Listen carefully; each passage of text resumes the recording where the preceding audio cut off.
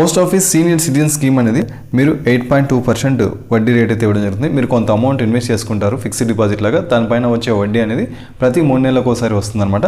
ఇది 5 years tenure. దీనిలో వచ్చేసి మినిమం వచ్చేసి 1000 రూపీస్ ఇన్వెస్ట్ చేసుకోవచ్చు, మ్యాక్సిమం వచ్చేసి 30 lakhs వరకు. 60 సంవత్సరాలు అంతకంటే ఎక్కువ ఉన్న వాళ్ళకి ఇది వర్తిస్తుంది అనమాట. తర్వాత ప్రీమెచ్యూర్ క్లోజర్, ఒకవేళ మీకు అవసరం లేదనుకోండి, ఇన్వెస్ట్ చేసింటారు, దీనికి టెన్యూర్ వచ్చేసి 5 years అనుకున్నాం కదా, మధ్యలో మీకు అమౌంట్ అవసరం అయితే ప్రీమెచ్యూర్ క్లోజర్ చేసుకోవచ్చు.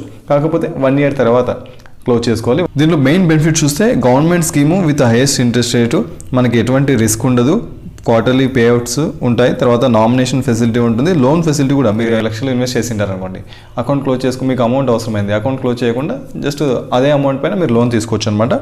సో ఒకవేళ మీరు 5 లక్షలు ఇన్వెస్ట్ చేశారనుకోండి, మంత్లీ 3400 వచ్చినట్లు అనమాట.